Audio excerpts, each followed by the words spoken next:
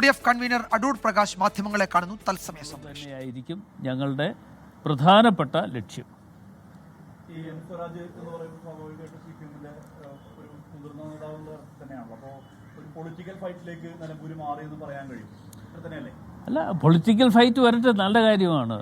ആ political fight വരുമ്പോഴാണ് ഓരോ മേഖലകളിലും എങ്ങനെയാണ് ജനങ്ങൾ ചിന്തിക്കുന്നത് എന്ന് മനസ്സിലാക്കാൻ കഴിയുന്ന കാര്യങ്ങളാണ്. അതിന് അവസരം ഉണ്ടാക്കുക എന്നുള്ളത് തന്നെയാണ് ഞങ്ങളും പ്രതീക്ഷിക്കുന്നത്. അതുണ്ടാകുമെന്ന് തന്നെ കരുതുന്നു. PV അൻവർ എന്നുള്ള ഫാക്ടർ നിൽക്കുന്നുണ്ട് എപ്പോഴും.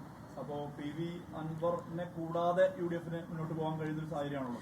PV അൻവറിനെ സംബന്ധിച്ചിടത്തോളം ഞാൻ രാവിലെ തന്നെ അതിന് മറുപടി പറഞ്ഞിരുന്നു. ഇന്ന് അദ്ദേഹം ചില ചിന്താഗതികൾക്ക് ചില മാറ്റങ്ങൾ ഉണ്ടാക്കിയിട്ടുണ്ട്. UDF-നെ സംബന്ധിച്ചിടത്തോളം ഞാൻ ഇപ്പോഴും പറയുന്നു, ഇനിയും അദ്ദേഹത്തിന് സമയമുണ്ട്. ആ സമയം വിനിയോഗിച്ചുകൊണ്ട് അദ്ദേഹത്തിൻ്റെ പുനർചിന്തനം ഉണ്ടാകണം എന്ന് തന്നെയാണ് എനിക്ക് ഈ അവസാന നിമിഷത്തിലും സൂചിപ്പിക്കാനുള്ളത്. പിന്നെ കരുത്തനായ സ്ഥാനാർത്ഥിയായിട്ടാണ് സ്വരാജിനെ പറയുന്നത് CPM വൃത്തങ്ങളൊക്കെ. അപ്പോൾ അങ്ങനെയാണോ UDF-ന് തോന്നുന്നത്? കരുത്തനാണോ? അല്ല, എല്ലാവരും സ്ഥാനാർത്ഥികളെ സംബന്ധിച്ചിടത്തോളം ഏത് രാഷ്ട്രീയ പാർട്ടി സ്ഥാനാർത്ഥി നിശ്ചയിക്കുമ്പോഴും ആ സ്ഥാനാർത്ഥികളെ ആരാണെങ്കിലും അവർ കരുത്തൻ തന്നെയായിരിക്കും.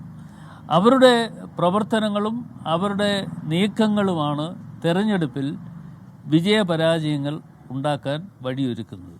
അതിന് വഴി ഞങ്ങളും ഉണ്ടാക്കും.